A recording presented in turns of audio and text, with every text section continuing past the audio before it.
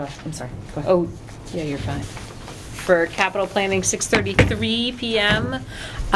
Open session public meetings are subject to being recorded. Your image and voice is being recorded, not will be. Okay. Any immediate business before I shift this? Just, did you see the minutes I sent around? I saw Yeah. that they existed, yes. Did you They were notice fine. any errors? Okay. I thought they were funny. Okay. I make the Go over motion, we Steve. accept the minutes. Second? All in favor, say aye. Aye. Aye. Okay, so moving on to all the people who are sitting here. I believe, police, you were first. Okay, Sorry. so I'll start with the cruiser replacements.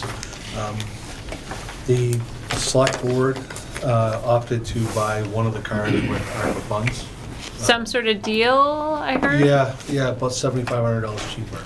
The Ford went up $7,500 in their purchase price. From 23 to 24. They did have a leftover 23 that actually they put a hold on a couple months ago, and by the time I got the approval, unfortunately, they still had it.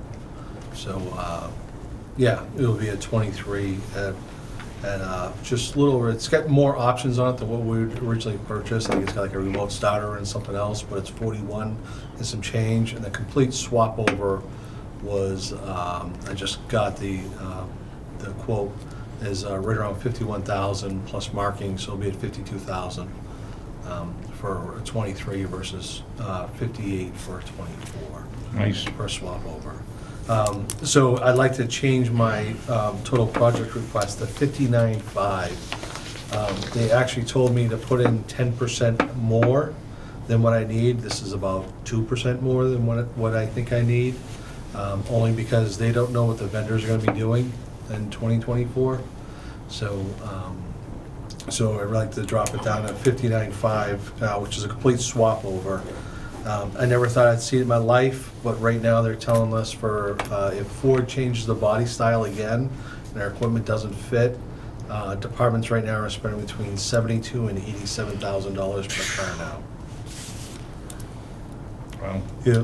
From 50 to Yeah. 80. Well, from 2 years ago, we're like 51, and then we're going up to 80. All the vendors, your console makers, your cage makers, radio companies, light bar companies, your lights, everything's going up astronomically. So we're doing, these are complete swap overs where we're using all the equipment in existing cars and swapping them over. That's why we're actually a much lower price.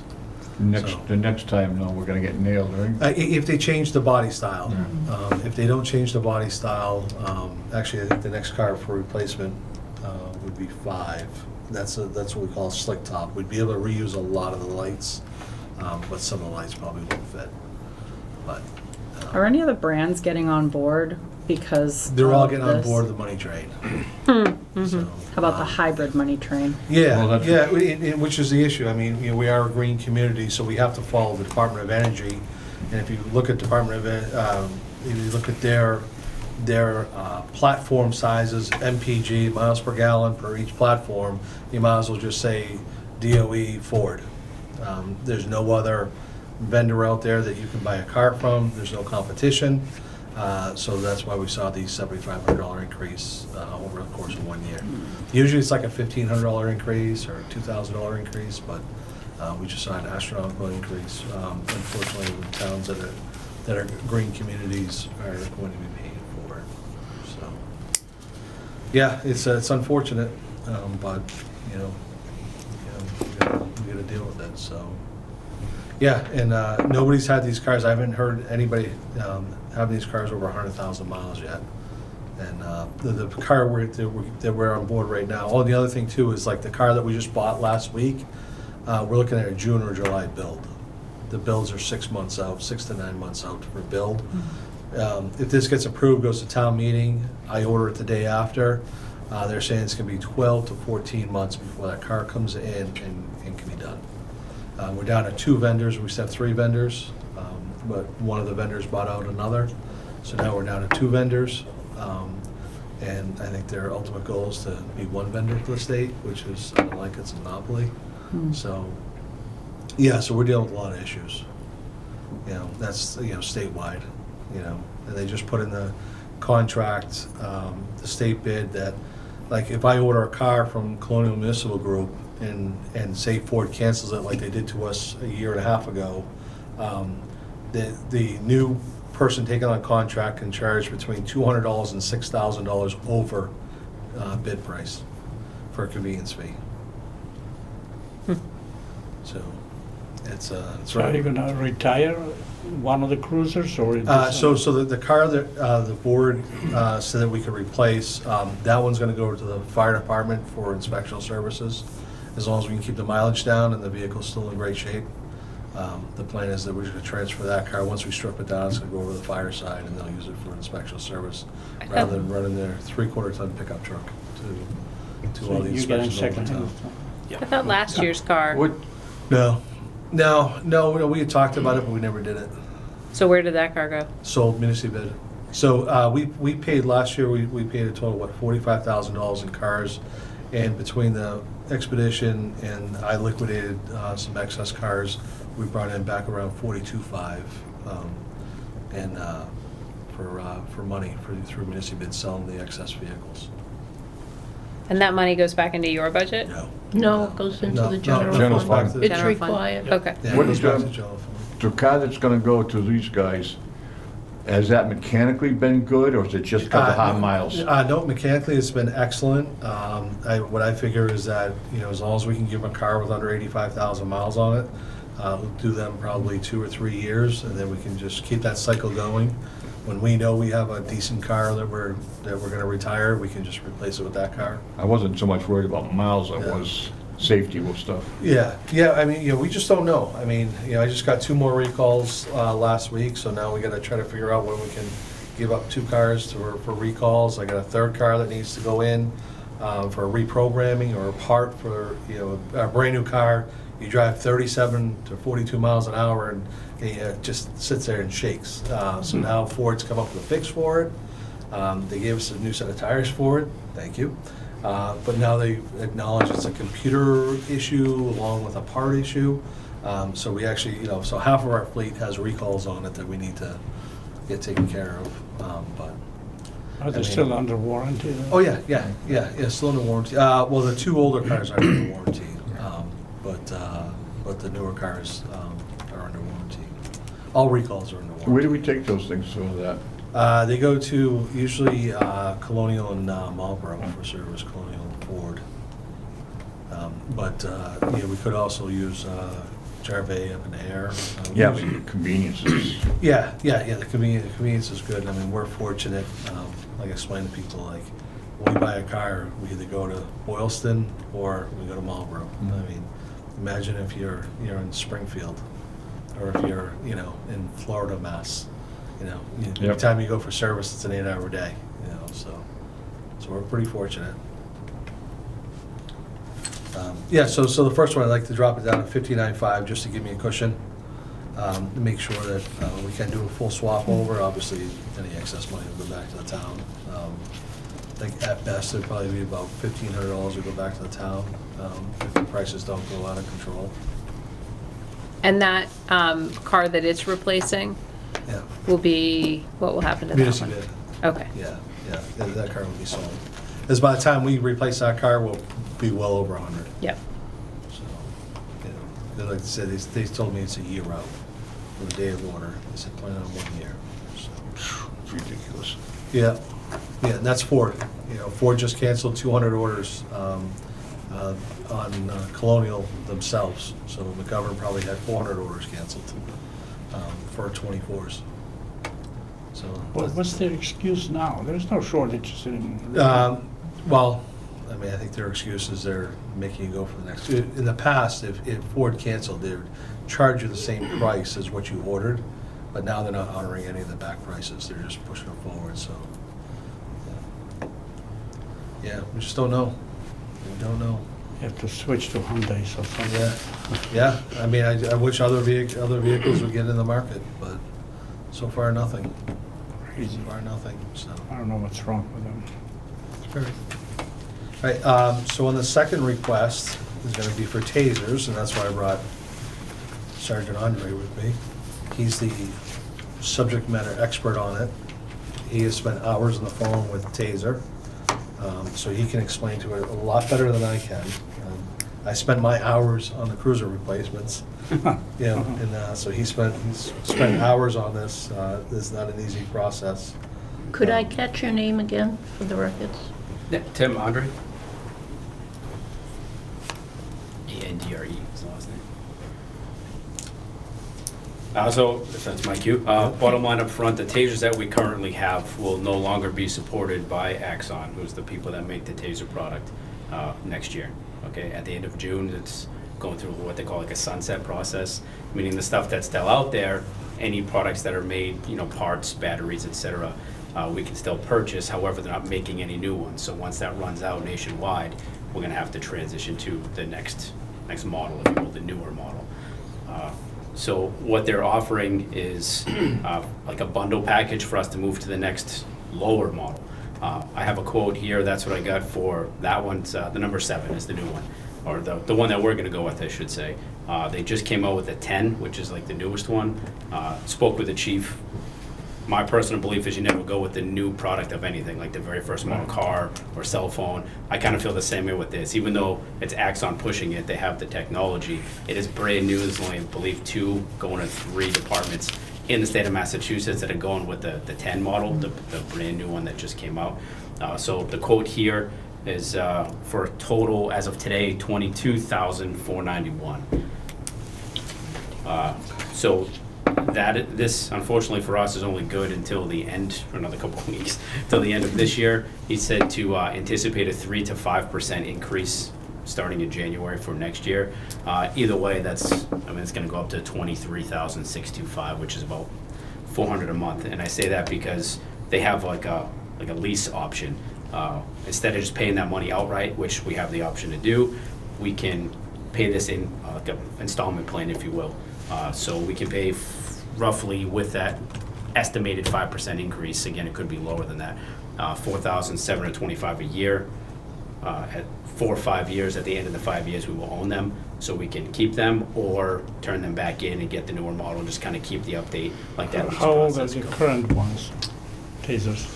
It goes 17 or 18? I believe 18. 18, yeah, about 5 years. 18 Is years? that the lifespan? No, not 2018. 2018. We got That's only 5 years. Yeah, so lifespan? it's about a 5-year shelf life, if you will, because again, it's made of plastic, and then there's like little condensers and computer chips and stuff inside of it. So just like anything else, it's going to get old and worn, and you just, it is a de-escalation option that we have, so you want to make sure that's working properly. If you are going to apply force on someone, you don't want to be using an old, outdated, or cracked model of something that could malfunction and end up, you know, doing more harm than good. So, yeah, so looking at it roughly every 5 years. Is that yearly lease, interest-free? There is a discount. It's a 10% discount here. I'm not sure if it's. No, I mean, do we pay, Yeah, I if we don't know go if out it's- 5-year lease, are we paying interest on that? Or, you know, for the total of the, Usually, huh? usually. Yeah, so we'd be cheaper by paying outright by them than we would be leasing them. So there's a plan. Now, with the lease, they supply our cartridges, right? Yeah, so this is a bundle. This is for absolutely everything that So, comes with it. so like the current tasers that we have, we paid, I think, $17,000 for, 15,000.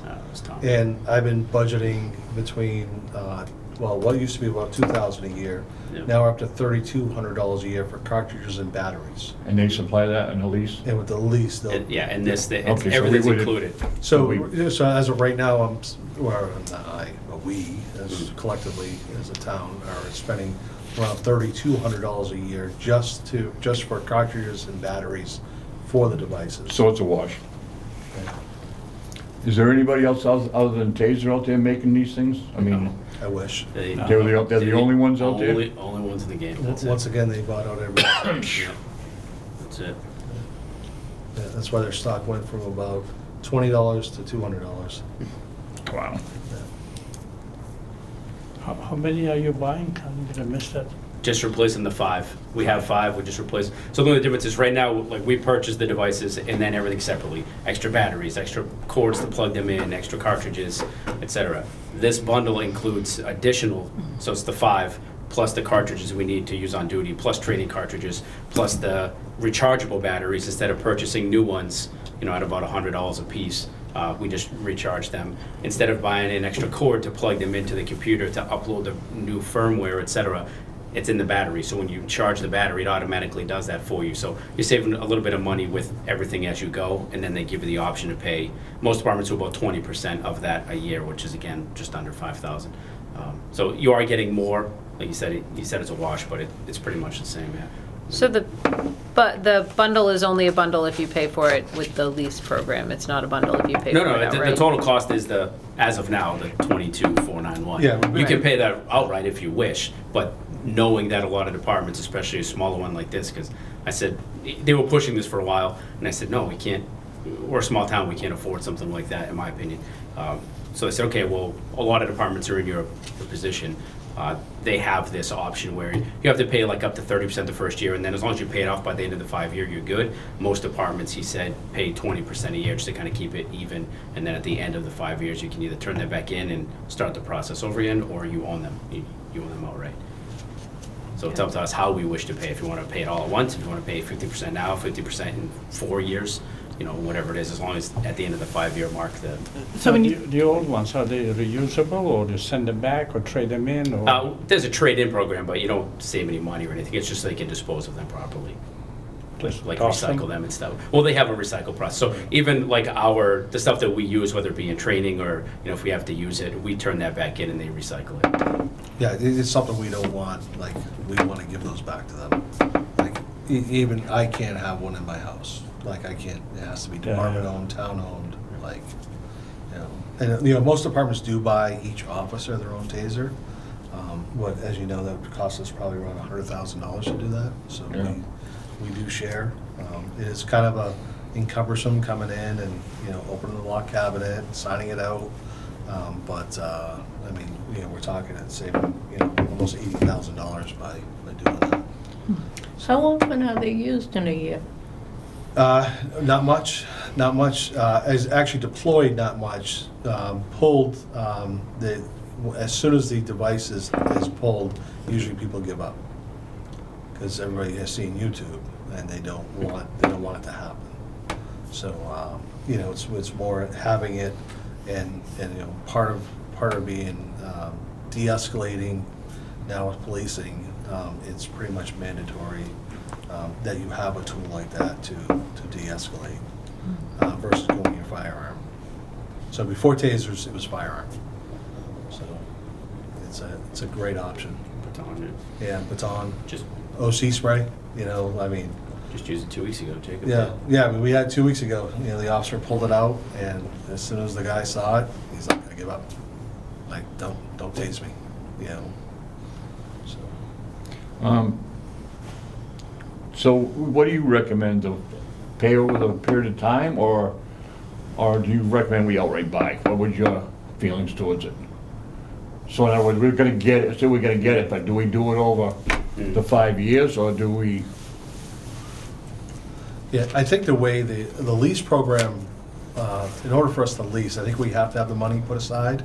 We have to have 100% of the money put aside. So either way, it doesn't really matter. Yeah, but if we have it Yeah. in the bank, we make money on it. Yeah.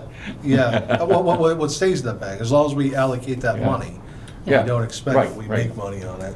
So I think, Could you get us a copy of the leasing agreement? Yeah, the-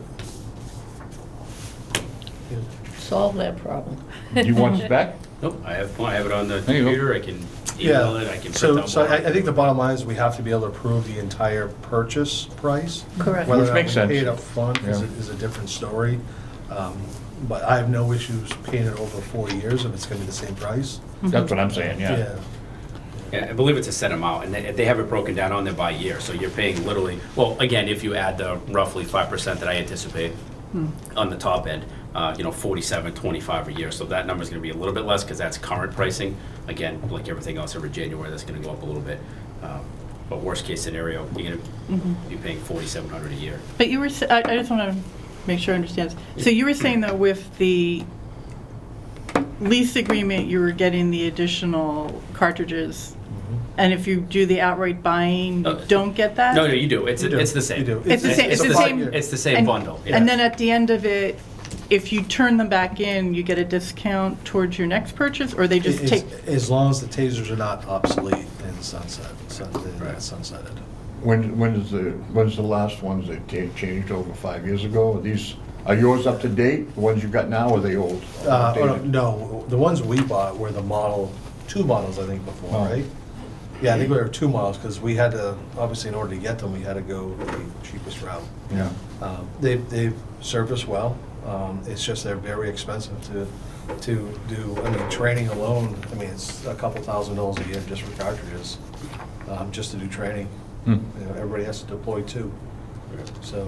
But that's included in this, the bundle as well. Yeah, which is included, so I'm basically going for 3,200, it's gonna go up $1,500, we're gonna get brand new tasers out of it. Makes sense.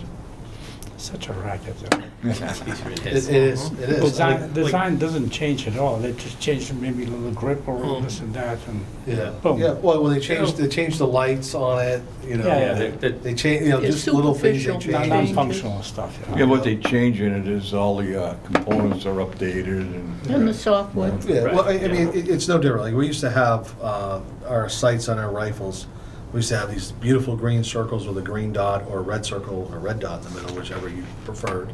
You changed the color, and then with police reform, they came out with round accountability, and they pretty much banned those sights, because you're losing that ring, you're losing the ring of sight, what you're shooting at. Right. At a target. And you know, so now we just have a little dot, but that costs us, we used our firearm money last year, was that $2,500? $500 apiece. $2,500 or $3,000 just because somebody said you can't use that site anymore. You know, and those sites were probably, what, 3 years old at the time, 4 years old maybe? 3. Yeah, 3 Yeah. years old, and the sites should last 10 years. Yeah.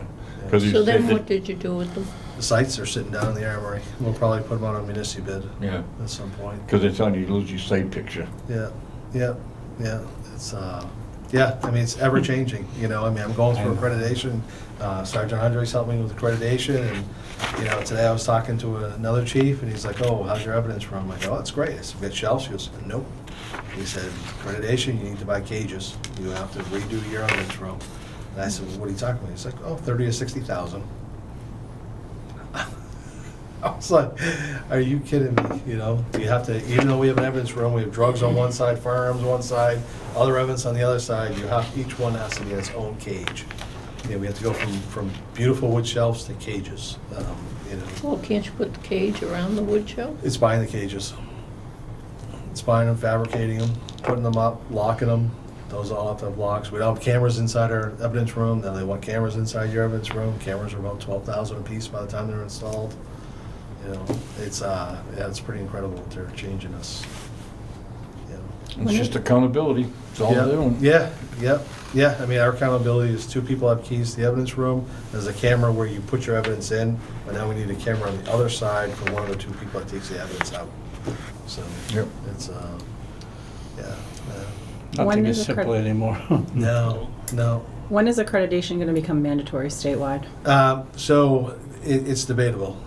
We were told 2027, but if you ask somebody from the state, they say that they haven't decided yet. Well, they're not going to be able to do it with those types of expensive requirements Yeah, because yeah. cities and unless they have Yeah. some funding Yeah, source well, that no one's aware of. I mean, to be fair, when people built their stations, evidence rooms should have been caged and shelved and whatnot. We took the cheaper route. We had some great woodworkers working for us, and hey, we can build those shelves, just leave an empty room. Great. You know? We may not be alone in that, though, would be my guess. Yeah, so most departments over the last 10 years are all, you go to their evidence rooms and they're all very expensive. Hmm. You know, separated, caged, secondary locks. I'm just wondering if we almost start having the conversation about, do we delay this? Because if Yeah. it's not mandatory now, Yeah. and they're going to have to make changes because of the cost of Yeah. it before it there's becomes a, mandatory. Yeah, there's a lot of costs involved. Like, we're looking, you know, fortunately, we have somebody who works for the Commonwealth, And so they have the inside a lot of surplus equipment. So, like, we can also take that avenue too.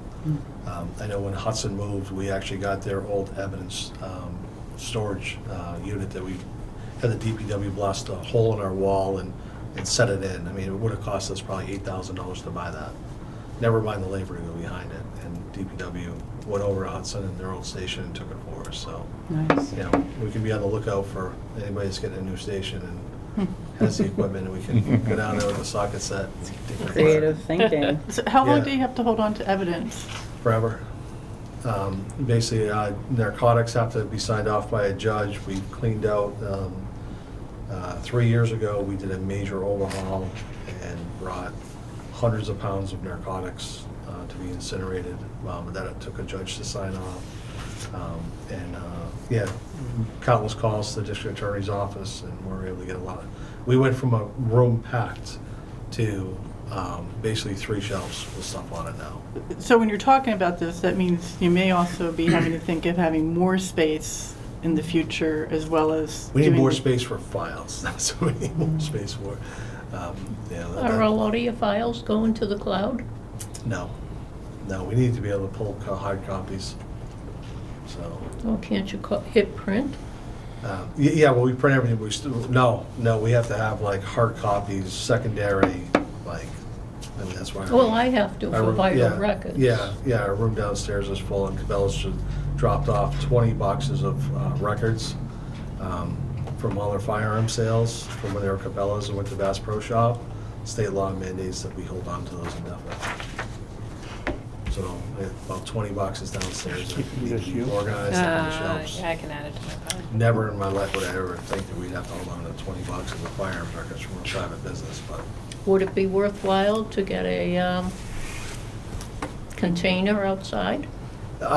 no, I mean, the humidity control That's what I'm saying, is probably the best. I know it's not really humidity controlled downstairs, but Better than in our regular. end, but I think it'd be much better than put them in a container. But Was that part of your consideration when you were talking about raising the roof? So we would move the evidence room upstairs. The evidence room would go on the second floor and would be set up appropriately. Would it be too heavy for the second floor? No. Okay. Question for you on the 23,625.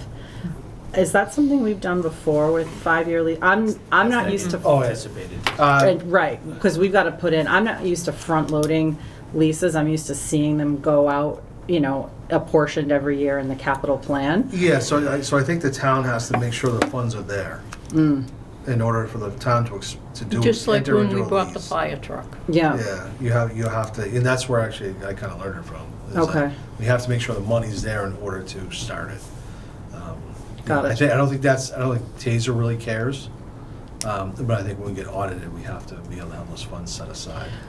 well, lease purchases, it depends I'd have to look at it closer, but usually when you do a lease purchase, you put it on capital, an amount every year. And that's always the danger of a lease purchase, right? Guess theoretically, town meeting could vote not to approve Yeah. the subsequent years, Yeah. but typically, I've never seen that happen Yeah. because you just say, we've entered into an agreement, it's a binding agreement, we have to fund it.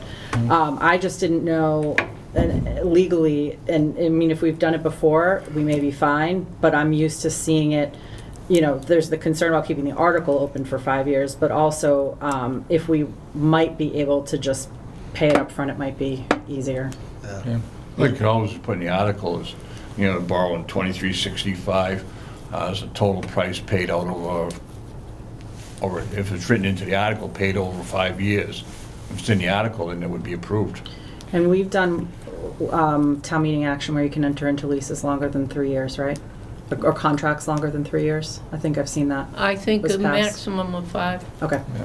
Because it's 3 unless town meeting's taken action.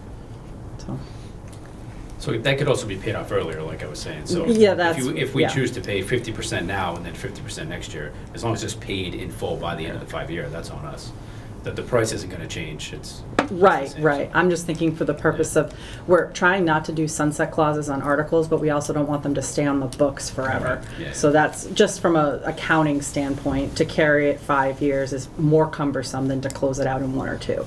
So, I have a question though about the cost, because you have the 22,000 written down. But- So at the time, it was 22,000. At Right. the time, we got the price, but it's already gone up. Well, updated as of Yeah, today. yeah, as of I just got today. that today. For that 23,625, As of right, and that's so- for something because we're not purchasing this until next July. Yeah. Because, so is Yeah, so this he added- 23 what we he need to added- budget? he added Well, that's the why, yeah, I just Okay. added them back. I spoke with the rep today from Massachusetts and New York, and he said, anticipate 3 to 5% increase. So when I'm budgeting for stuff personally, I don't know how you guys do it, I always take the high number just so I Right. have the money set aside. So I just added 5% to that total, and that's why I came up with that, but again, how if. Okay, and I just wanted to make sure Yep. that if we give you 23, that'll cover you when you purchase it next July, as opposed to, That's what, we just want to cover it. Yep, Yeah. so, right, so whenever we agree to this, whenever we sign that piece of paper right there and get it back to them, that locks in the price. So if we do it in the next couple of weeks, we'll get it at the 22. Well- If we do it, it has to go to town meeting. well, that's what I'm saying. So Yeah. if, as an example, Yeah. you know, that's why I'm anticipating the 5%, just kind of max that out. But Yes. whenever we sign that, that'll lock in the price. Come, should be January, another few weeks, I should be able to get an updated copy of that with the actual price, and that'll be for the entire year. Okay. So town meeting or July, whatever. I'm wondering if you want to put in, I mean, I know it's 3 to 5, but I suppose theoretically, could it go a little higher? I mean, just the way the everything economy's else? been going, well, that's what I'm almost wondering, Put do it in you, for 24. yeah, I was even going to say I'd rather 25. be- I I'd rather like be 25. covered. Yeah. It's a nice round I number. think you're safer Alright, with I'd rather 25 and be you can back covered. off if you need, Just if you don't can. let your vendor know, because as Yeah. soon as they see that number, they're gonna say "Oh, that. this is Oh, the one." yeah, I Oh, no, forgot we about don't this share that. convenience Yeah. fee, yeah. No. That's Just internal. watch the Yeah. TV. No, they're, They're they're not really gonna good. I mean, that is actually, he gave us a percentage off. You can see, I think the cost savings is like $800 there. And they're willing to work with us. Again, this has been going on for quite some time now, once I heard that they were gonna no longer support the equipment that we have. And I said, hey, I have a lot of budget concerns. You know, we can't, I said we can't afford to pay all this up front. I'm not sure if we could or not. I just don't like to spend a lot of money if we don't have to. And he agreed, so he's willing to work with me. So I'm pretty sure they'd honor any price. They're really good. You'd just rather not have to go back to town meeting or not be able Exactly, to that's what I afford for was- $500 or Right. something Right. small, Yeah. and it'll flow back to free cash, which can then be used in a future year, Yeah, so. I mean, it's no different than like last year I asked for 2 mobile data terminals this time, and you guys approved it. It went on town meeting, they approved it. I got 1, I'm gonna turn back the rest of the money. There's not enough money to buy 2. Because it's Yeah. gone up that much. Yeah. Yeah, I'm sorry, the radios, yeah, Right. mobile radios, I'd rather have more and then put some back than Yeah. not have enough. yeah.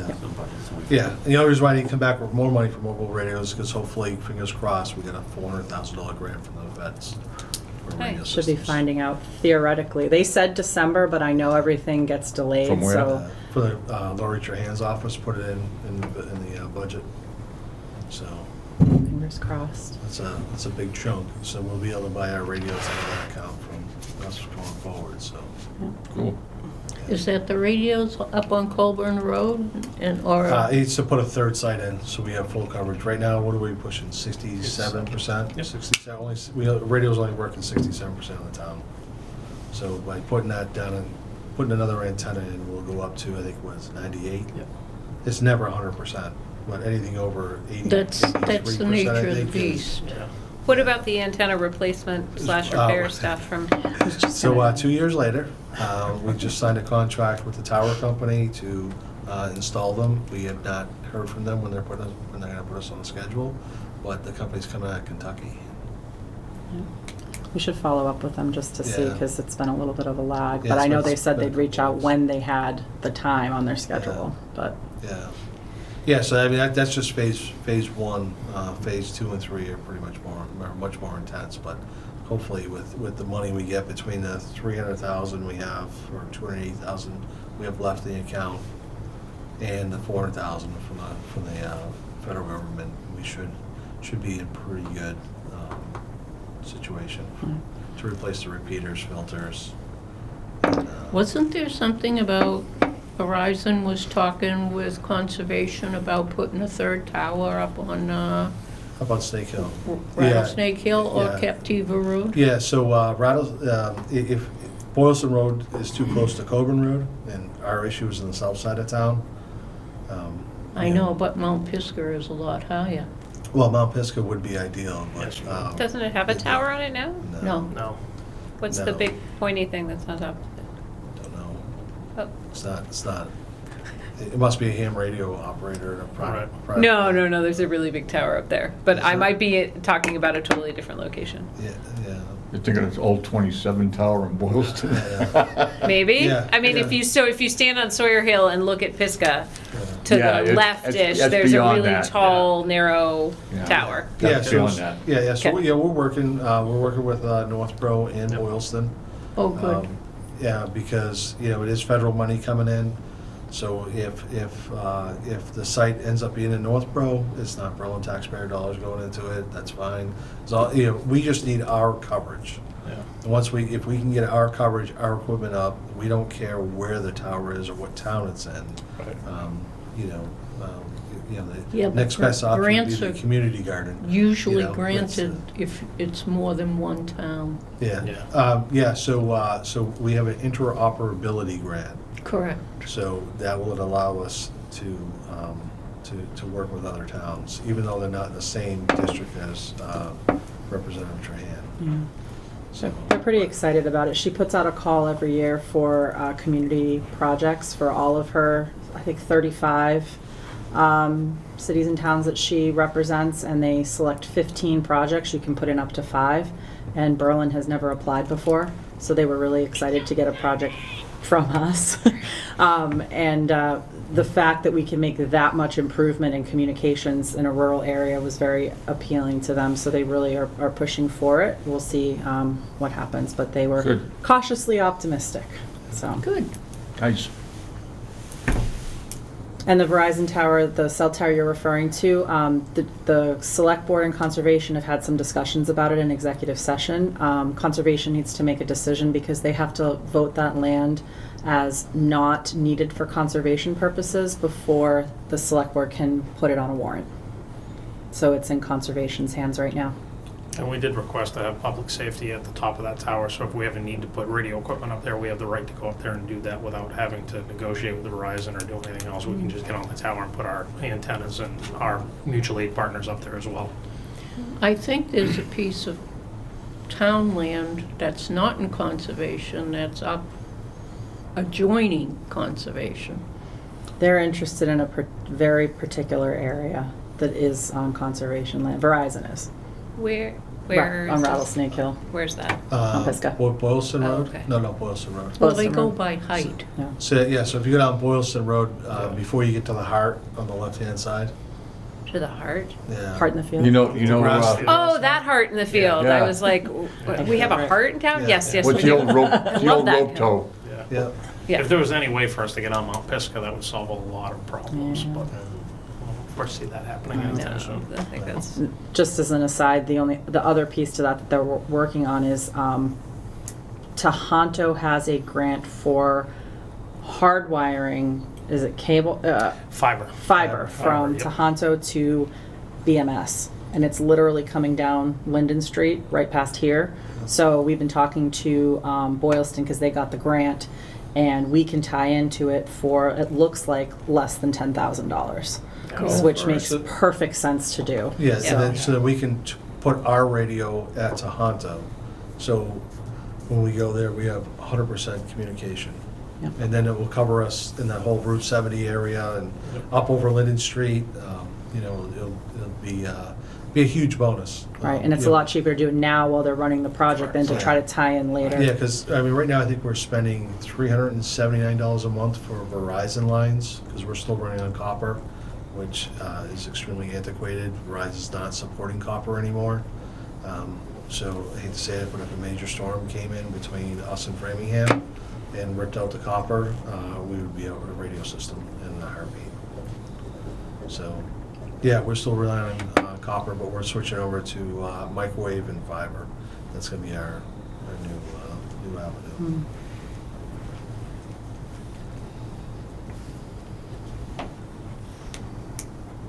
any more questions?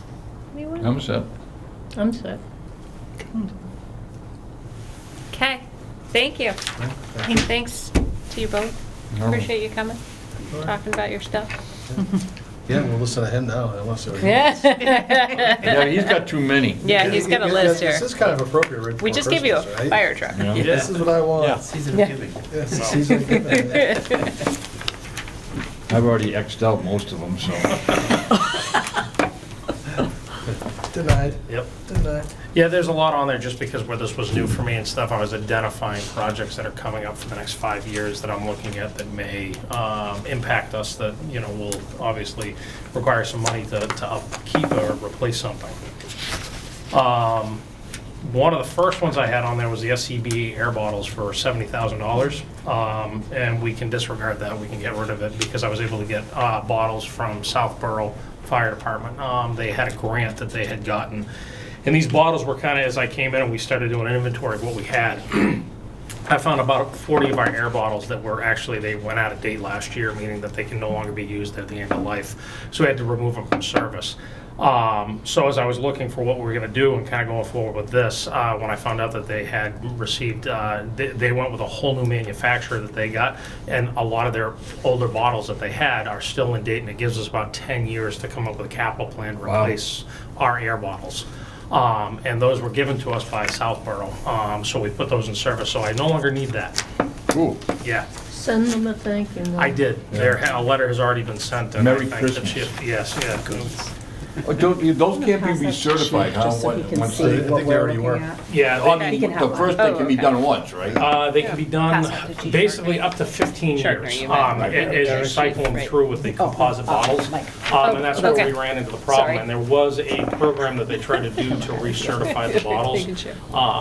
And that was done through, the federal DOT, looking at the bottles and stuff and how to certify them, and they never approved it to allow it to happen. So, It's tough, yeah. especially when it's, Yep. yeah, that type thing. Chief Mike, I know you're looking at it, but I actually was passing it to you, sorry. Oh. Just so you could see what we're looking She at. just said chief, Oh. I just I said chief, know, yeah. I'm sorry. I gotta say Chief Mike, Chief Eric, Fire Chief, Red Okay. Chief, Blue Chief. So Oh, you, perfect. just so you know what we're looking at, I didn't know Okay. if that might be helpful for you. Nope, that's good, because I'll just go right down the list from right here. So, the gas meters, kind of looking at those are our gas meters that, they're pretty much, we have, I believe there are 3 of them right now.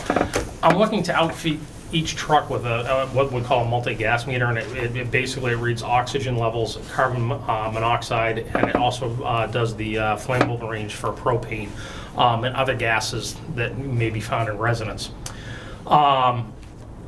Basically, the ones we have, I was trying to update those with the new sensors that they have on them. You have to replace them every couple of years, and you have to calibrate them with gas that they send to you and everything.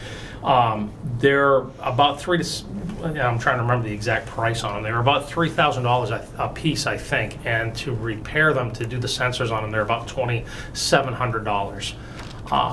And so that was why I decided that I was going to go with new ones and kind of replace all of them. I'm not sure what happened here in town, but I've done more gas calls in the last 8 months that I've been here with gas leaks than I've done probably in the last 3 or 4 years of my career. Unfortunately, we did have the one fatal one that occurred with the explosion, but there's been a lot of gas leaks in town, and having the complement of gas meters is just a good way for us to be able to actually meter an entire area. One meter can do well inside the building, but if you have a gas leak in a neighborhood type of thing, you need multiple ones in order to read the gas levels and figure out where your safe zones are and where your evacuation zones need to be. So having one on each piece of fire apparatus is kind of a good idea in order to mitigate those hazards and be able to deal with them. If you have something on the highway, if you have a CO leak, which we seem to be having a lot more of those that happen as well with the the gas-fired machines that are in people's houses between stoves and furnaces and everything else. It's just being able to register those and figure out exactly where the safe levels are. Is a handheld portable unit? Yes, it's a handheld unit that's probably about this big. And with each unit comes, they have devices that can go on the end, so that if it's in a confined space, if it's in a manhole cover or something like that, or in a below grade structure, you can use the Drop the probe in. Correct. The probe can go down and You know, it comes with a carrying case as well, so that if you have it on a truck that you carry it from, it can be in a safe, what we call a Pelican box, which is it's a reinforced box that it sits in if we want to use that. And, you know, we'll keep one on each truck, and that way we don't have to rotate it if one of the trucks is out of service or goes mutual aid. If every truck has it, then we're covered to be able to mitigate any, you know, gas emergency that might come. What was the common denominator with the gas? Believe it or not, there's been a couple of them with, you know, obviously the biggest one that we had on Pleasant Street and stuff, that was just not being notified.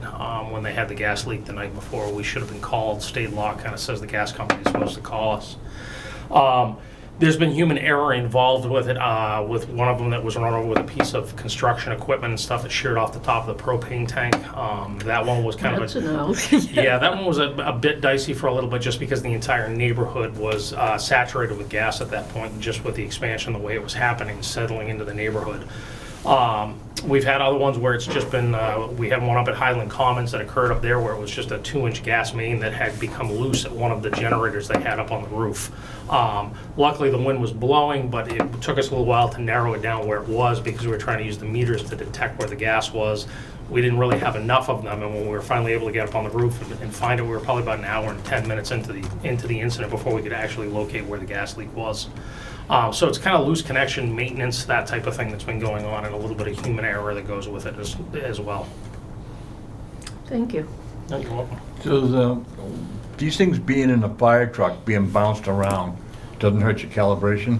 No, one of the things that they're a very beefy unit. There's a lot put into them for those protection zones for the if you will, the wrap that's put on them, so that they can actually take a little bit of a beating if they get dropped or if they get kicked. They're waterproof, so if they fall into the water, the calibration those are done usually every month. We'll calibrate them and pull them out and stuff. It comes with a can of gas. Basically, it'll go through and it'll register it and give you what the reading should be on it. And if we have any type of a gas call, we'll recalibrate it afterwards. And the unfortunate thing is one of the call that we had with the construction equipment, we had one of the devices that got saturated with the gas as they were walking with it and stuff. Basically, the gas cloud just saturated the sensor, and we weren't able, as much as we tried to recalibrate it, and what they call fresh air calibration, which is to leave it outside, kind of let the gas come off of it, and the fresh air kind of clean it out. We just couldn't do it. We had to replace the sensor that's on it, and they're kind of expensive. But for the most part, they're very durable, and they last for a while. The only reason I asked that question, I have one in my plant, Oh, okay. but it's an El Cheapo. Oh, yeah. And if you bounce it at all, it's like, Yeah. that's why I asked the question about it. We have those ones on our EMS bags for the ambulances and those ones are the little ones, and they tend to be very specific for one gas. This one happens to be carbon monoxide, so if we go in and there's a leak, it'll detect it. But like you said, they're cheap. If they get caught in the door, they'll fall apart. Unlike the other ones that'll bounce and they'll be fine. These ones, you're right, they'll get destroyed. That's why I asked the question. Yep. How old are the ones that we currently have? I believe the ones we currently have are about 5 to 6 years old. And I think that's why we're seeing them come to the end of their lives. Usually it's about an 8-year turnover that you get with them and stuff. And, I'm speculating, but I just think the use that we've had with them and stuff, with the gas leaks we've had over the last 8 months, it's just kind of sped up the life a little bit on them. I was actually very shocked when I found out that it was about $2,700 for me to replace everything on it and get it back up and running, because it's like, it's almost the cost of a new one. That doesn't surprise me.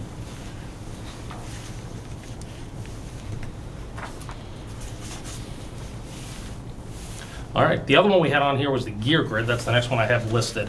Those are the lockers that they're kind of located on the side walls in the apparatus bay where the firefighters keep their gear, kind of their radios, their boots, their helmets, and everything else. These ones are, after the station was built, I think that they were kind of put up and put together. I believe some of the materials were bought. A lot of it was done with personnel in-house that kind of built them and created them. The way they are now, they're starting to come apart. I'm starting to see some issues with them and stuff. So looking towards the future, I'm looking at trying to replace those with, and the company that's listed is Gear Grid. That's what they specifically make. They kind of come up, they'll lift it off the floor, attached to the concrete wall, so that the gear comes off the floor. It can sit there and kind of air dry with the equipment that they use and the gear they use. It either needs to air dry, or it can be, there can be a gentle, if you will, airflow that goes onto it and stuff, but you can't put it in a regular like tumble dryer because it destroys the material and makes it, basically, it ruins the garment before the end of its normal life that it has. And trying to get that just to standardize what we have there is that stuff starting to come apart, and we're having some small issues with that. That's something that I put in for a future cost. But I believe that one was supposed to be, So how many gear grids does this represent? stand by. I believe, I almost want to say that it does 20. So that'll hold 20, 20 individual. that was my question too, Yep. so yeah, okay. How many do we currently have?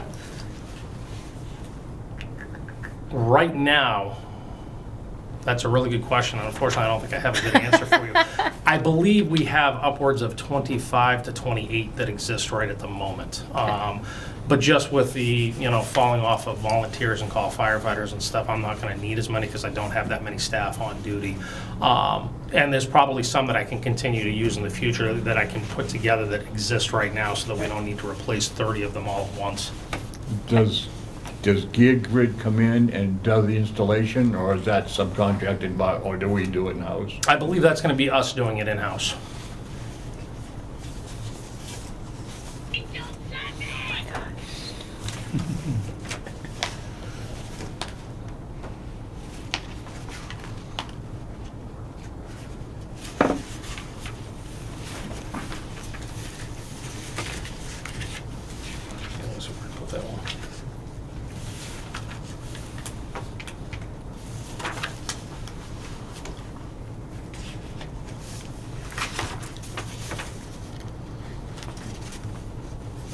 Yeah, so that was for us to go ahead and replace that one.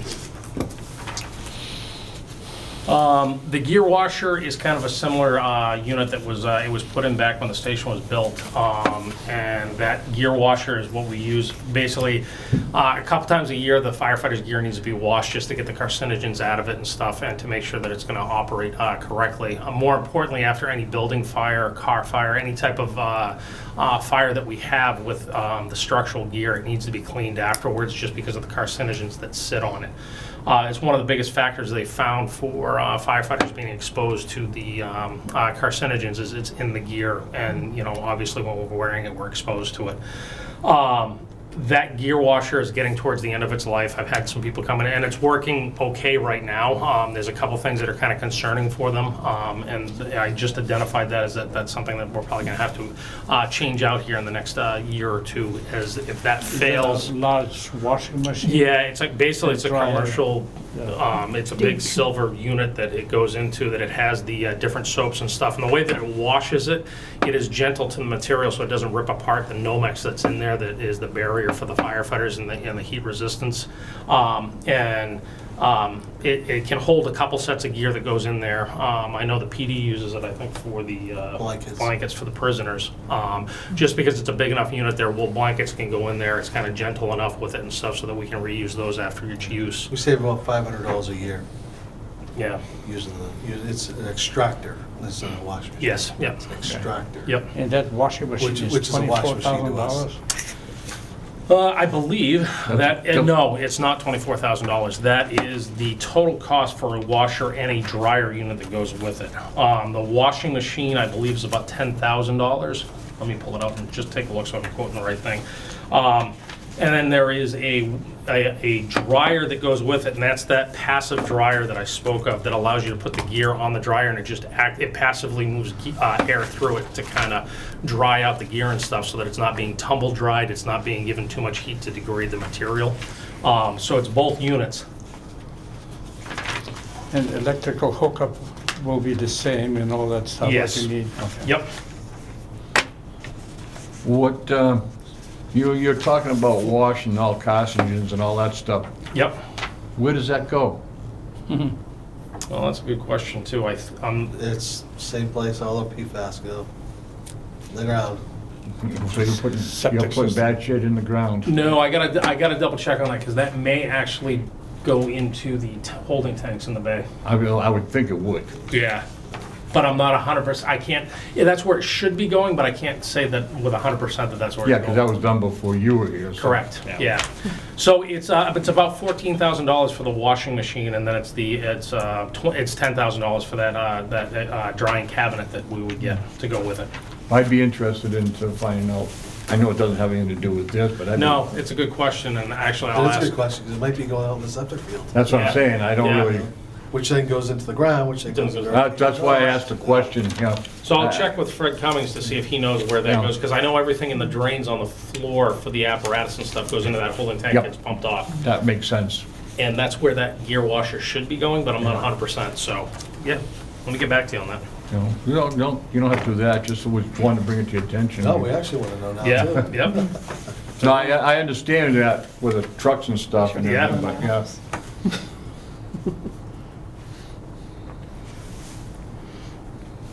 So I updated that to say gear washer and Dryer, yep. We charged 20, the original to the building, are 23 years old. Wow, Yes, it's a long time.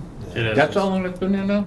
23 years. Wow. 23 My years washer last just June. broke and it's 4 years old. 23 Mine years too. last June. Shall I put it in the budget? They tell you it's cheaper to get a new one than to have it fixed, or? It's true. Is Yeah. that something that's on the state bid list?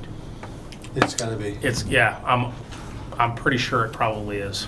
I mean, I know my daughter said they use that in science Yeah, because they have to decontaminate stuff.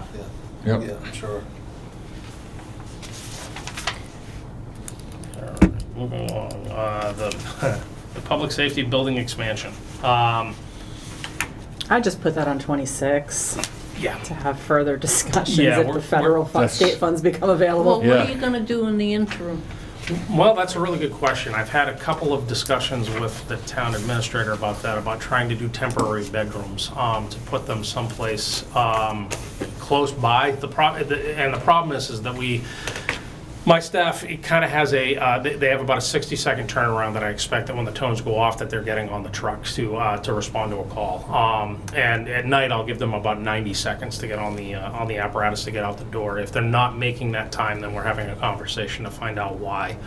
Putting them further away, kind of in the basement of the building here and stuff, delays that response time, but we're looking at possibly putting some temporary bedrooms in there to give some separation for them.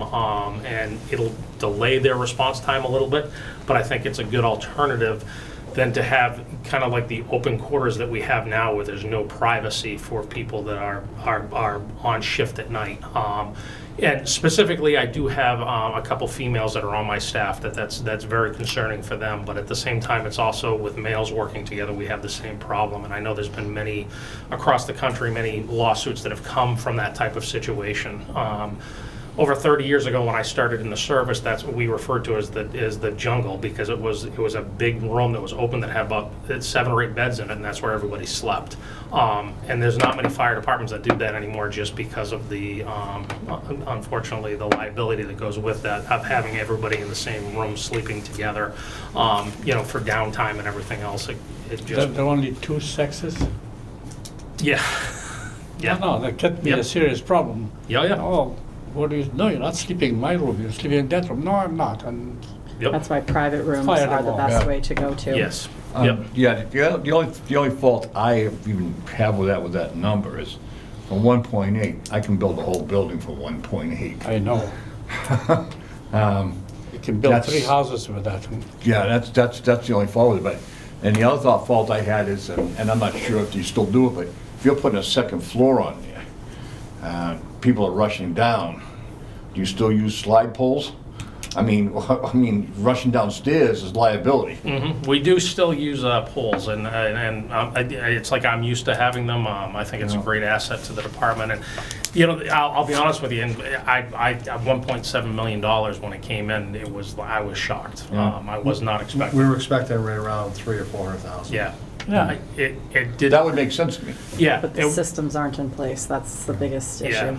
Yeah, and I have all the documentation downstairs, which I'm happy to share, and I probably should have brought up so that you guys can see it. And that's what the architect is kind of telling us is the general cost to run the HVAC system, to put in the staircases and stuff, and One of the things we looked at was doing a kitchen that, to put in a decent kitchen and eating area that's up there, but also a kitchen that can be used, it can be a certified kitchen, because we don't have one in the building. And there's kind of a big benefit that goes there for the community as well, for, the food pantry if it needs to be used. It allows us, one of the things that I'm getting off on a tangent, but I started it when I was in Londonderry. It was a senior dinner that we did at Thanksgiving. It was the Saturday before Thanksgiving, where we opened it up for the seniors to come, and we would cook a Thanksgiving dinner for them. And there was about 120 seniors that would come. We'd feed them, the firefighters would, and the duty staff would take any food to the inbound people that couldn't get out. But not having a certified kitchen makes it very difficult to do that. And it's just that community thing of being able to have that certified kitchen to be able to do those type of things and provide food. And if, God forbid, we have to open a shelter or we have a major storm, it gives us a place to at least be able to prepare food and give it to people that may actually need it. Is there room up there now to make individual rooms upstairs? Oh, you can Yeah. put in, the plan has, I think, 10 bedrooms. I mean, A is break it room, something a that we could do? kitchen, our workout room that's downstairs can go upstairs. But I'm just saying, is there something there that can be done now? No, down the stairway. Yeah. And then heat, AC, fire alarm systems, systems, fire okay. suppression systems. So none of that's up there? Correct. It's dead piped up there. Yeah. It's there, but it has to be, Yeah. everything has to be. Nothing's connected. Correct. Do you mind if I stop by and take a walk through that and see it, just for No, my not at all. own understanding? Not at all. You can walk right down there right now. Yep. What? Yeah. No. Yeah. Yeah. It's one of those things. It's a big ask, and I never thought it was going to come in that much. As we said, we were thinking, $300,000-$400,000 was going to be more in line. And I do know in talking with Northborough right now, they're doing a public safety building. And is it public safety or is it just fire? Just fire. Just fire it. It's like $28 million. I saw that. That's right on Yeah. Main Street there, right? Yeah. The town of Boylston's looking at a combined police and fire station right now. What are we spending here, 2.8 million? Yeah. Yeah, they're looking at 24 million Yeah. to construct a brand new police and fire station. I'm open to ideas. If anybody comes up with something that we can do to that was reduce just- that cost, I have a room in my house, There's a- but it will really delay their Yeah. arrival time. It was just I give sticker them a shock. It's at your ride. house. Yeah, it's not if it's at my house. And, especially when you're in a small First I town gotta and Yeah. get my and horse. it's something you need, but. Yep. Well, it was one of those things coming in as a new chief and stuff and being like, hey, we got ARPA money, this could be really good. And when the number came out, I was like, boy, I'm going to get laughed out of town. He came into my office and went, "You're not going to believe this. You need to sit down." And I went, "Oh, that's never a good thing." Wow. Can I you saw just tell that, I these went- people, no, you're Yeah. out of line, this is crazy? Yeah. Well, even if they're off by $500,000, say, it's Yeah. still more than we No, can yeah. Yeah. afford. Yep. I mean, My personal experience with architects is they're always under what the actual construction costs come in at as well. Yeah, Except public buildings, yeah. Maybe. You know, I the don't sad know. part about it, that'll go up 10% every year now. exactly. Yep. And it was one of the things that we looked at was to make it a shovel-ready project, because the state was looking at doing a funding thing similar to the school. I can't even remember what they called it. But Yeah, so similar to MSBA, but on the town side, for public safety buildings, libraries, town halls, things of that nature, with, I think, a priority for public safety buildings, where they would fund a percentage of the cost like they do for the schools. And that, it looks like it's coming to fruition within the next year. So it would be nice to have the plans Yeah. drawn up so that if Right. we could get that funding, and maybe if we had to match it, Yep. we could use mitigation funding from the Highland Commons project that we get annually, so How we're- long is that mitigation gonna be around? as long as they pay it. They're They're not sent on- a bill every year, so it's a, But they don't have to. well, no, they do. We have an agreement with them. Forever? So, I mean, Perpetual? yes, and it goes up by the CPI index every year. But Or it were can they be fools to sign challenged, that one? Yeah. it can be challenged in court at any time. Yep. So how much would design plans be, as opposed to I took this to be a build to actually build That's the it? actual build number. I think right now, the design plan to finish that up so that it's shovel-ready is, I want to say it came back at $53,000. I think it might have been 63. No, it came in less, but. Oh, did it? Yeah, it did come in less than what he originally said. Oh, okay. But there's a few things in there that weren't included that we'd need to talk about. Okay. So, Is there any federal money out there for that? So we did take ARPA money and allocate $200,000 for this project because we thought that would get us like 3/4 of the way to actually constructing it. But we could potentially put it towards the plans. We did take 52,000 out of that funding for the police vehicle. So now we're down to less than 148 because we did spend 11,500 on the conceptual design. But is that cost estimate. 200,000, is that just for this year? Can you go back again next year for more? No, that's one-time ARPA funds, Yeah. but we have until the end of There- '26 to spend it. there is potential, as I kind of look at it from an emergency management standpoint, there is a potential that I may be able to get money if I redo our EOC and kind of open up some space. And I'm not sure how it'll work because we have a large training room downstairs that's open for the public for meetings and stuff like that. So kind of looking at it, that's one of the things that's usually a kicker that gives, it's like a 90% or 10% match for the town, 90% covered by the government to fund the, if you will, the expansion for the EOC and everything else, which is the Emergency Operations Center. But it's one of those things I'm going to have to do some research on that. I'm not sure that's something that we can pull off just because we already have the meeting space Yeah. and the way the station is and the town hall is designed right now. But there is a potential. No, this quote, where do you get this from?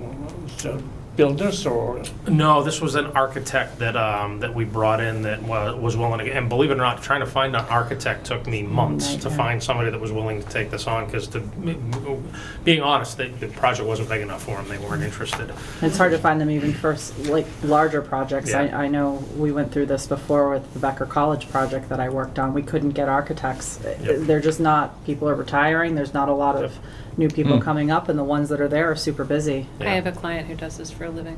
Let me know. Okay. I'll give you what we have. Yeah, if you yeah. wanna do it. Yeah. Yeah, absolutely. Yeah, she does Absolutely. municipal buildings. Oh, no kidding. Okay, good. Okay, that'd be Yeah, great. so, yeah, we have some friends that are architects for municipal building companies, but the companies won't let them touch it. Yes, Yeah. yep. Yeah. Even though like, oh, I'd love to do that. Yeah, my company won't let us. Yeah. Yeah. Oh, sorry, go ahead. No, it's all right. I agree with what you were saying about getting your other Yep. Yeah, people, yeah.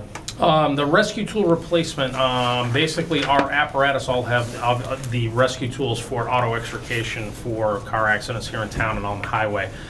We kind of have a hodgepodge of equipment that's on the truck now between what I'll call hydraulic tools, which actually hook up to a pump and have hydraulic fluid that goes through them, and it runs off a gas motor that kind of allows us to cut up the car, cutters, spreaders, and what we call rams that can kind of push things apart. We also have a couple of electric tools that we have on the ambulance that kind of goes in that same general direction off of battery power.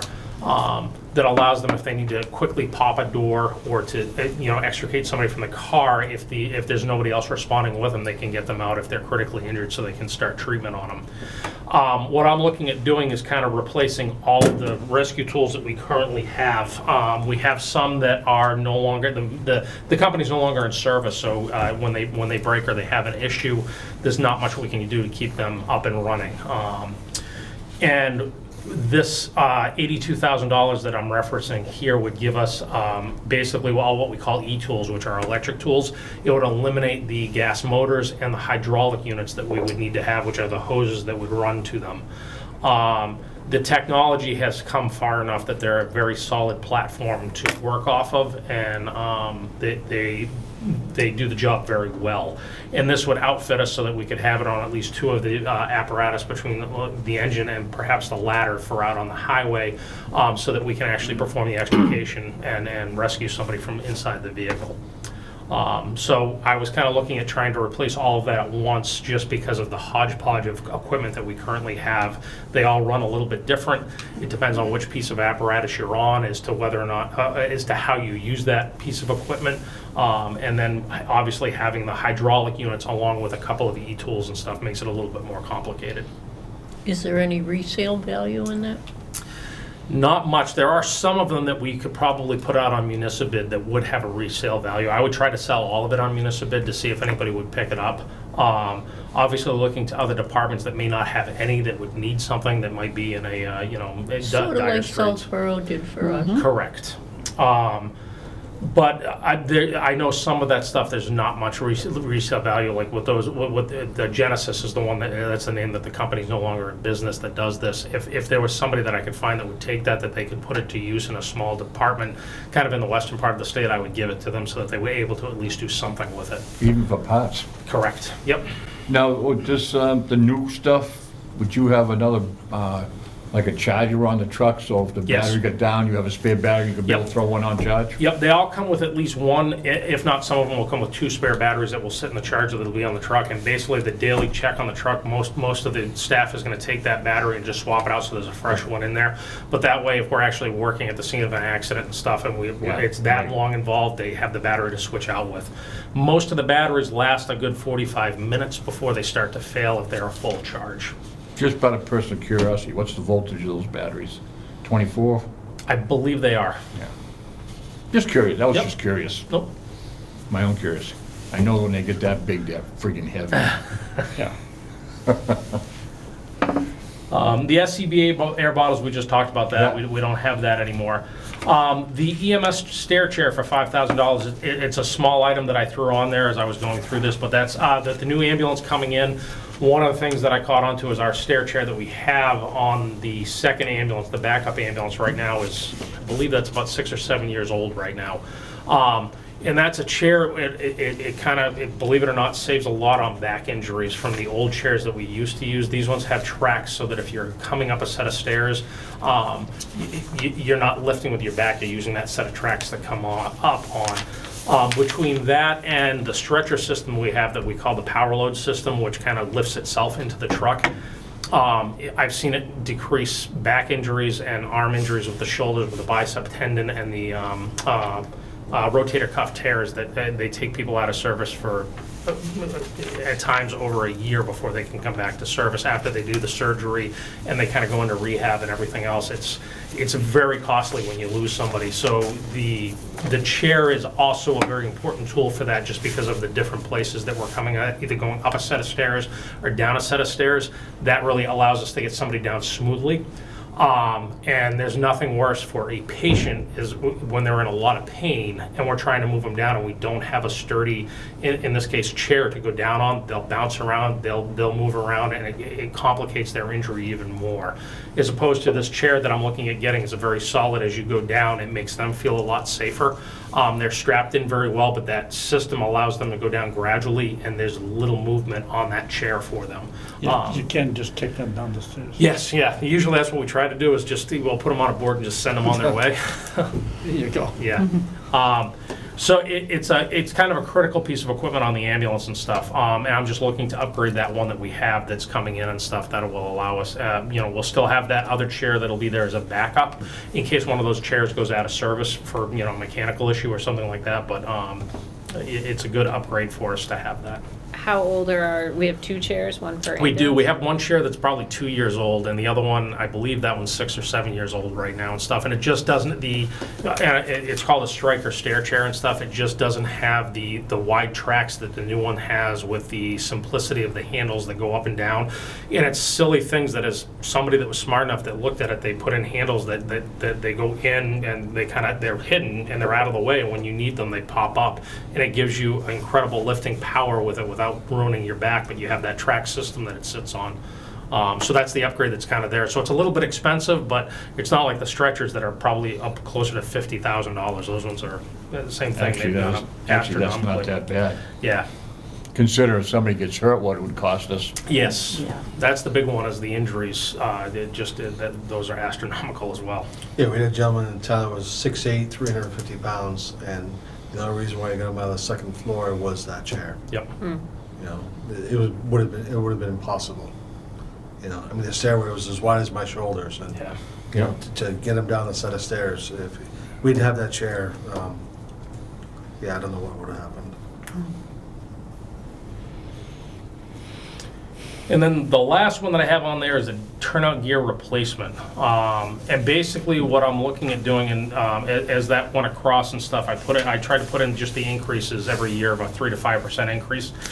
Each firefighter is assigned 2 sets of fire gear, that turnout gear that allows them, when they contaminate one set, they can put it in the washing machine and they can decontaminate it and everything, and they have another one to get into. Our standard, basically after 10 years, the gear is no longer good. It doesn't have that thermal protection anymore, and the manufacturers all pretty much say after 10 years it's no good anymore. So what I'm trying to do is get into the cycle of being able to buy about 5 sets of gear every year, because that will allow me, through the 20 employees that I have, is to allow them to have a set of gear that's always within 5 years that's good, and the other one will cycle out their backup gear. Some of the things that we do to protect the gear is, as we go forward, their new set of gear is used when they're on duty, but if they go do any training at the fire academy or with any neighboring departments, they take that backup gear that's older, that's getting closer to the end of life, so that one gets beat up more than the newer set of gear that they have. I know they just bought some new gear last year, which started this process and stuff, and I have some gear that's expiring right now, and we had about $15,000 in the gear fund this year on a warrant article that we're buying some additional gear that we've just ordered. So again, it's just keeping that cycle going of always having that 5 sets of gear just to replace, so it's not one of those things that at a 10-year mark I'm asking for $200,000 to buy everybody gear. How would you do that over? Would that be a same thing, would be upfront 200,000?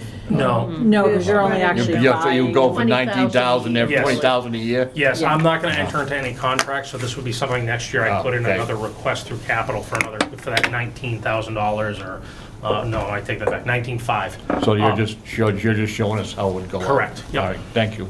Not a problem. I'm the rookie here, by the way. Now, that makes 2 of us, so welcome.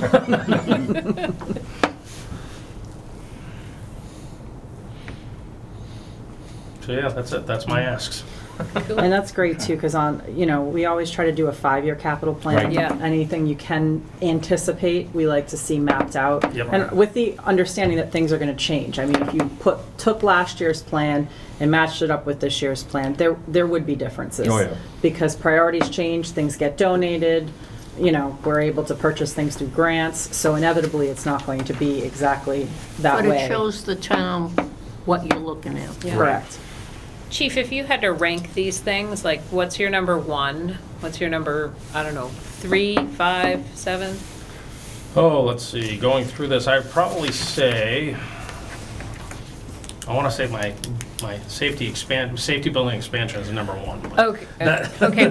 What's your I'd be real lying- number I'd be 1? lying. Let's come down to real world. Yeah, real world, the gas meters is really a number 1 ask that I have right now, just because without those, it really ties our hands going into a lot of situations that we're going in blind, and without those meters, you can't tell what it is. Something as simple as a carbon monoxide leak that people have that, it's like you go for an alarm activation, you're not sure what it is, or a strange odor, and carbon monoxide is odorless and colorless, so that's my number 1 ask, I think. My second ask on that, if I was to go down the list, I would probably say is, See if it's mine. I'm gonna go with the EMS stair chair.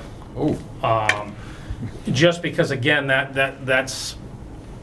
it protects my staff and it also protects the patient. The patient is my first priority, but just looking at what it can do for the staff to protect injuries and stuff like that, it's like, that's the last thing I want to see is anybody, going out on an injury or something happening to a patient. So that would be my number 2 ask. Number 3, I'm going to go with the gear washer. you fooled me again. Did I? Well, I actually thought 2 would be the rescue tool and 3 would be the stair chair. Well, the rescue tool replacement, I'm kind of looking at that as that, if it doesn't. It's nice. Yeah, Yeah. it's a nice thing. I have the tools right now and they're not failing yet. Okay. I have like those ones that aren't, the manufacturer isn't there anymore to support it. But my gear washer is one of those things they told me, they were like, yeah, don't be surprised if that just failed on you next week. They were like, not that we want to scare you, but they were like, we just can't. It's amazing you've gotten this long of use out of it, but they just can't guarantee how long that's going to be. Okay, that makes sense. Yep. So yeah, and then I guess that rescue tool replacement would be the next one. Well, you had that down for FY '26 though. Yes, yep. Oh, Is that because the SCBA bottles were? Yeah, because the SCBA bottles, that's why I moved that one out. But I'm still good with it being out there for something down the road that's on the horizon. So we- And the turnout gear replacement is actually a plan that I would like to keep going, just because Yeah. I think it just makes economical sense to do that. Would that be 4 then? Yeah. 5. okay. So the gear, the rescue tool would be actually your last one, huh? Well, that's really for next year. Yeah. He's Yeah. just waving a flag in front of you. Yep. The So- only problem is, the only problem from the past experience with dealing with that type of equipment, I'll bet you that'll go up. Yeah. That'll be $95,000 in '26. Yep. But you're gonna see that with everything, I think. Yeah, I know, but Doesn't when you matter. get into the batteries and that hydraulic and all that stuff, it's such a specialty item. Yeah, it is. Inflation's supposed to go down, no? Yeah. Keeps going up. I just, Come on, we're in a I'm just recession seeing what I and see from inflation my at the same job. time. I'm seeing lead times 6 to 14 weeks out, and Yeah. prices are only good for POs for 30 days, and after that, forget it. Yeah. Yeah, one of the issues with the batteries is that the companies aren't trying to source the components to make the battery, which are having a hard time now, Yeah. because they're not as readily as available as everybody thinks they are. Right, Yeah. because people keep dying in the pits, Yeah. and chromium and the lithium and stuff is crazy. Lithium ion is not the cleanest source Yeah. of energy. Oh, give me gas. Kristen, Yes. for the next meeting, can you have them in his phased order? I sure can. Thank you. Put them in there now. Along those lines, Eric, does this mean we don't have to buy any more cars after now? Yeah, we're down to 1 car a year for several years, so. We're actually cheaper to buy you electric bikes. Yeah, I know, right? Yeah, the only reason we came up with 2 cars is because of COVID.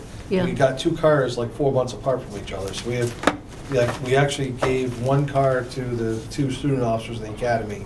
They're taking it every day to the academy. They're driving to Boylston and back, and that's it. Because we're trying to, the mileage was the same, and we're trying to drop one 10,000 and push one up, and, you know, we're just playing games with the fleet so that we can get back on track again. What happened with the Volt? Weren't they gonna be driving that? I went to Pennsylvania. It was a surplus. That was before I knew I was gonna send 2 more people to the academy. And, yeah, a gentleman from Pennsylvania bought it, I believe for 13,000. 13.7. He called me, He called you? yeah. He called me I'm several town times. clerk. We wanna check in on his car? He just wanted to know who won the bid. Huh? Yeah, well, the auction ended at, say, at 5 o'clock. And, you know, we were like, all right, and I think I said to the chief, Well- like, because we use the fire department account. Yep. Instead of opening up multiple accounts. Yeah. We just sell the fire account, and like, we're like, oh, well, look at that, it's up to 13, 13.1, 13.2, 13.3, 13.4, 13.5, and then somebody bid at the last minute, which then held it Yep. further. You know, I think it added, what, 3 more minutes to it or Yeah, something? each bid, yep.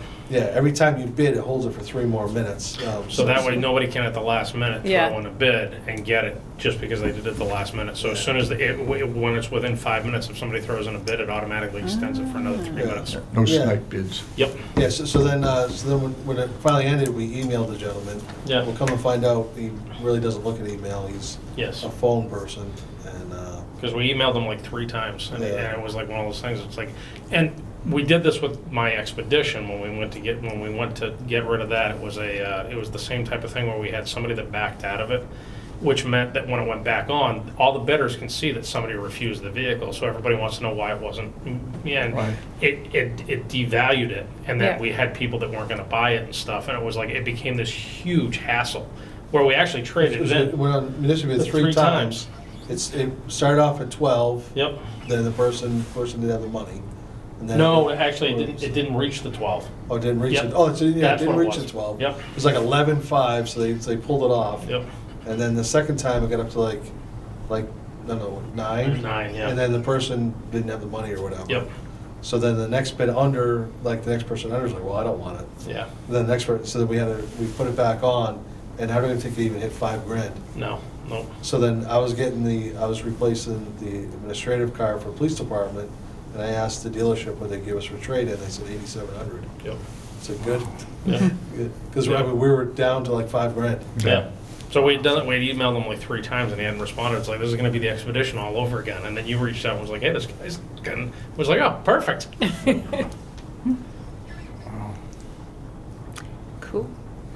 Do we have I can't remember what the public safety mitigation money, what total was for last year. Oh, that might be the one I didn't pull. I pulled capital stabilization, CP, I knew I was forgetting one. If you give me a minute. Well, what's the capital stabilization? Capital stabilization is $339,722.86.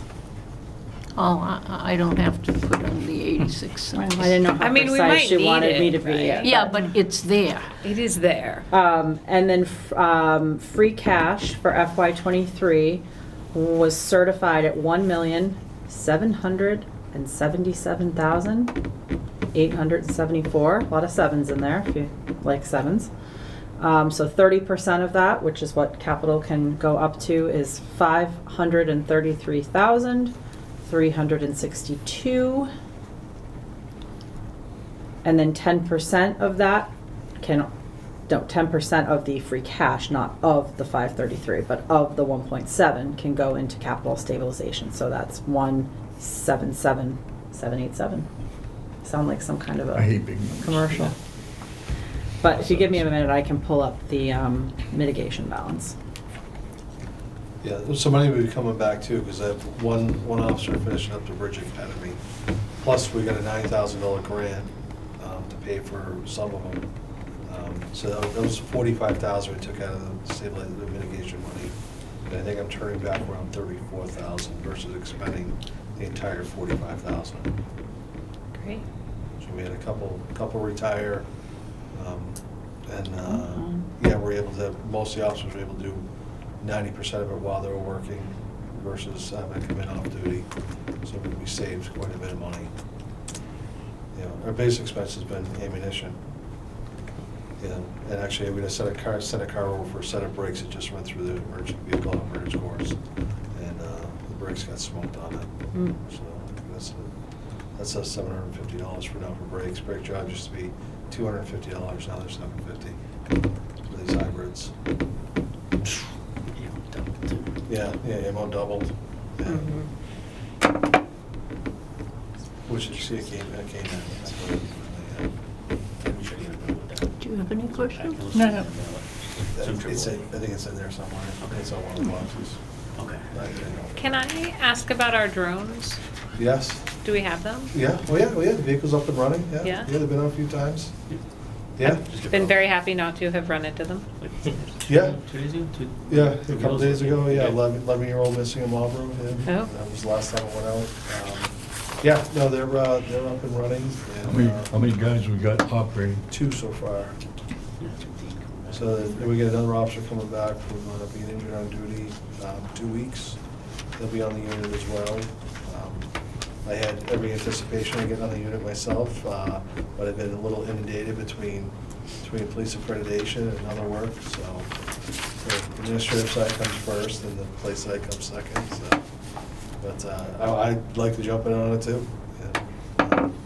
How's the dogs? Jax is doing great. Yeah, we basically used drug forfeiture money for Jax.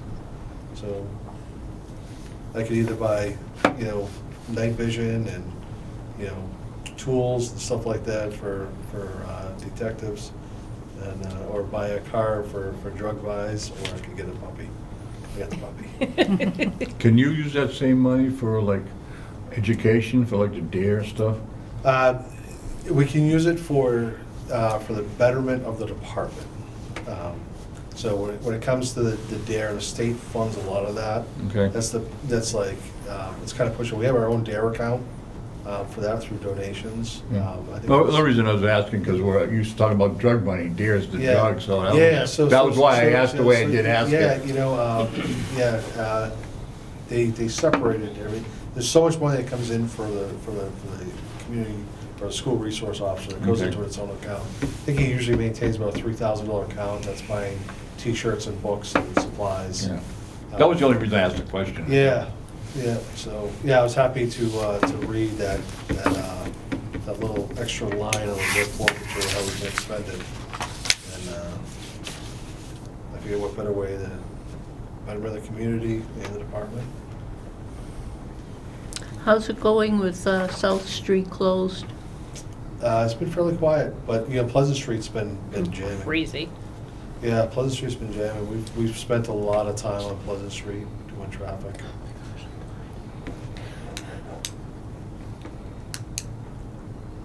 Would you ever consider opening up Keys Road? If it was my option, I would have done it 20 years ago, 23 years ago. You know, I would have opened up Keys Road right in South Collins. But, you know, I would have done it, like, I would have opened it up from, you know, 8 AM till 9:30 AM, close the gate, and open it up, you know, 2:30 PM. For the school to buses 4 to PM leave? for school buses and parents. Yeah. You know, I mean, I wouldn't have left it open all the time, because then you know people would just be making shortcuts and come up Pleasant Street and, oh, wait, it says to make a left, you know? Then they'd be cutting through our school, but, yeah, I mean, I would definitely be a huge advocate of finishing that off for school hours. You know, even town meeting, at the end of town meeting, open the gate, let people get out, you know? So the mitigation fund balance is 388, 663, 14. That is low because if you remember, we funded the fire truck and we haven't received the FY24 mitigation payment yet. That typically comes May, Yeah, right around town April, meeting. May, right, yeah, exactly. And that was, I can give you the amount that we received last year. Oh, this isn't gonna tell me because I put in FY24. It should be somewhere around 700,000. Depending on what the CPI is, but it's roughly around 700,000, that payment. So you said 388,663.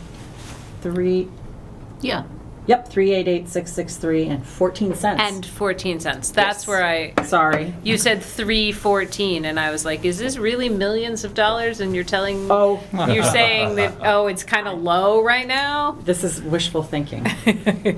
Okay.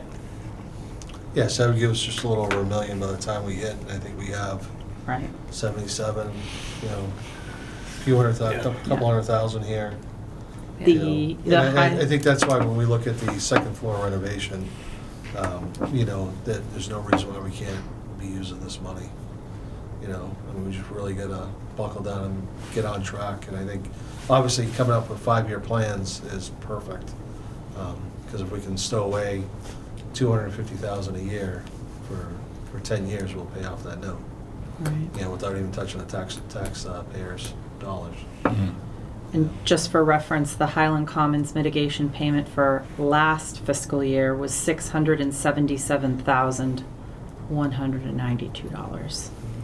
$677,192.29. Sorry, it's getting late. The numbers are starting to blur together in my mind. So and that adjusts annually based on the consumer price index. So I don't think 700,000 is a unreasonable number to estimate. is there any way that we could demo the brown barn that you have down here for 50,000? Less than, but it also includes paving the parking lot. So there's 50, so the whole project is estimated at 100,000. The Brown Barn demo is estimated about 26, The chicken coop. and it's 63,000 for the paving of the parking lot, is the estimate that I received. Can we burn it down? I heard nothing. I didn't mean illegally. You mean like as a burn I building? meant like as a live burn. Is it I'm on TV, I know this. The fire chief is right there. Yeah, right. Wasn't that long ago. I know it. Right. So, We'll call it a years ago, bonfire. Yeah. We're allowed one. there is a year. potential that we can burn it. I'll have to take a look at it, and one of the things I have to do is talk to the state about it, because I'm not sure, I know in New Hampshire, there had to be a benefit for you to burn it. Meaning, you couldn't just burn a building just for the sake of burning it. So as long as there's a training evolution that goes with it, that we can get, either fight the fire with it or do a water supply drill with it, I think we can, but I'm not sure what's there for hazards and wires. I was just gonna say, So, we I have mean, to, yeah, my biggest issue, I think there's a lot of telephone poles that it was built with. Yeah. Yeah, So we it's- have everything's been Yeah. disconnected. The Yeah. electricity has been Yeah. disconnected, But but we there's- have to assess for hazardous No. There's materials. creosote that's in there that you don't want to That's what burn. I'm Yeah. worried about. It's a Yeah. 1950s barn. Yeah. Is this, I mean, can you put something on Craigslist? The old Hey, chicken coop, barn, $6. take down. Yeah. Oh, Yes, the you wood have good. you- Yeah. You might be able to, for people that want it for the wood, or that they're Yeah. willing to Right. use it for. Boards. If there's chemicals though, I don't want the I think it's just the liability posts of. that, that coming up, but I mean, it was a chicken coop, so. Yeah. Yeah. I mean, this is the $26,000 quote I got is to demo it, remove anything hazardous, remove all of the materials, and restore the ground back That's to almost worth loam it. and seed. Yeah. It's I was really gonna say not that's bad. really a Just good quote. removing the hazardous is worth it. I was gonna say, because I don't know what the question would be, if once it's a pile of burnt rubble. Right, then what happens? What are they What gonna cost to take Right. that away? And they might say it's still gonna be the same. Yeah. Mhm. That actually is not that bad of a price. Yeah. No, I got two quotes. The other one was closer to 35, Hmm. but the 26 was pretty darn good. It's the hazardous thing. That's what you got to That's worry the Well, about. key. what was in it that's hazardous? What? The creosote into the ground. Right. Anything The that- post, Creosote. creosote, which is hard to get rid of. And Yeah. if, depending on what they find when they look at Right. it, that Yeah. that price could go Go up. up. It's I mean, we have to do that Yeah. initial And assessment. also, you don't know what equipment was in there before our time. Right. You know. Yep. Just And burn that, it. that assessment still needs to be done, even if we burn it, they have to go in and do the assessment, take the random samples. Right, yep. To make sure there's no asbestos, there's no chemicals. and- I used to have rabies clinics down there. Yeah. It was a, Chicken coop. yes, but also, that we had a small herd down there, apparently, at one point, that Tim Wheeler, according to the Historical Commission, used to manage. Herd of chickens? No, goats or sheep, like livestock. That's I couldn't great. think of the livestock The word. livestock? Yeah. Well, if they burn Need a that town down, petting can zoo. they put the pavilion there? No, we've had this discussion. Yeah. Before you go, I gotta ask you a question off of this.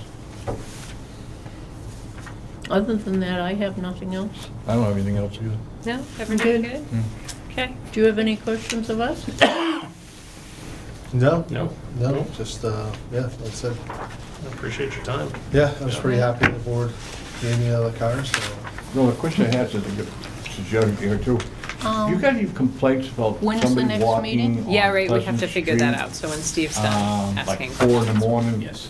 in We Cameo? don't have a date We yet. know who he is. He comes out of Clinton. He Are you walks gonna every hand night. those We've dealt notes with to him many, Steve? many times. Okay, I'll just. Remember, give him he's the- town I know, clerk now? He's clerk We now? told him that. That's He's been true. identified. We Yeah. know, we know where he's going. He what he's says doing. he Oh, no, it's just that, starts I've seen him twice, but January. one time. Yeah. Right? So It's like 2, Steve 3, better do 4 in it the for morning, middle of No, the he day. I does just- it for 'cause I the go that first way 3 every morning at months. 4:15. And then Steve gets That's it all, I from just April didn't know if to, you got Oh, I didn't realize that it was Yeah, a no, New we Year told him thing. it's not I thought it smart, was but after last unfortunately, meeting. it's Well, you know, legal. when. well, that's what I Yeah, thought. you would burn something You that was said reflective. New Right, right, Oh, yeah. I know. Yeah. Okay. You know? We've told him, yeah, we've He offered said, him no, rides no, I multiple start in times. January. I mean, I don't have any Okay, problem. well, we with better anybody make sure we walking. have I wanna like be able to 5 see it. meetings right, in yeah. January, Right. just so Oh, he no, can that's- catch Yeah, up. Yeah, no, we're gonna say, if we told him, all we can do is advise. when's our When next we walk meeting? out, if anybody don't know. wants to see the upstairs, we'll open up the door, you can see the upstairs. Okay, Okay. we'll do it another time. Yeah, yeah, yeah.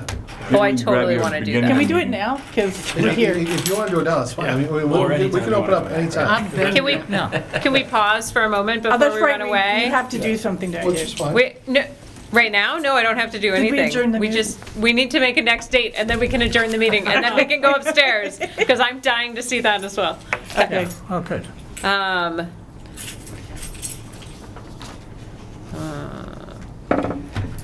Next meeting? That's what next you're trying to meeting, figure that's out? what I'm looking at. Yeah. Shoot. So there's a coffee talk, isn't there, coming up in, January 18th. Okay. 6:30. Coffee talk. That's a Thursday. Select board That's are just, having that's on a coffee. Thursday, right? Yep, and it's going to be hybrid. Somebody showed up. One of our first hybrid meetings. Oh, Very you know, exciting. cameras and all that stuff. So you can be in person or you can watch Yeah. at home in your PJs. Okay. Wednesday, the 10th? FinCom is every Wednesday going forward, so. But they meet we- at 7:30. But we meet at 7:30, so if you want to be quick and do it at 6:30, or 6 to 7:30. Although I gotta figure out Well, when I personnel work Wednesday night, and Oh, I okay, so- open from 7 to 9. Oh, okay. So you have to be done by 7. Yeah. Thursday, the 11th, I can probably run screaming in at 6:30 again. Or we could start later, I'm fine, it's a little bit later, if that helps you. I don't know how you guys feel. Well, I have to leave, I have a tenant problem, Uh-oh. so. You'll have to tell me about it. Don't be violent. For Friday, the 12th, Friday the 12th, at what time? everybody wants to work on a Friday. I could do anytime 5 PM or later.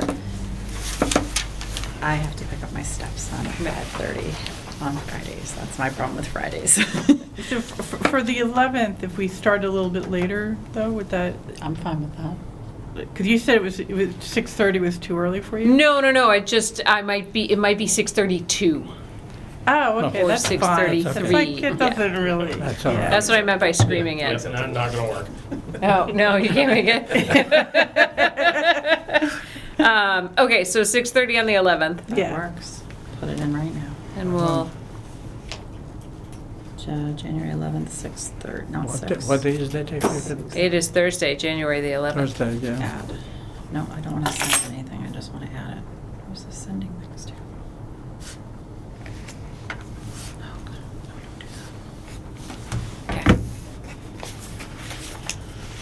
And we'll get to debate all this stuff. All right, and I'll have an updated spreadsheet for you. Awesome. In order. In order. Which would be lovely. Thank you, I already put it in Eloise. order, so it's good to go.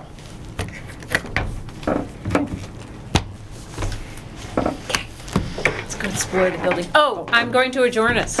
We are adjourned at 8:14 PM, Thank you. pending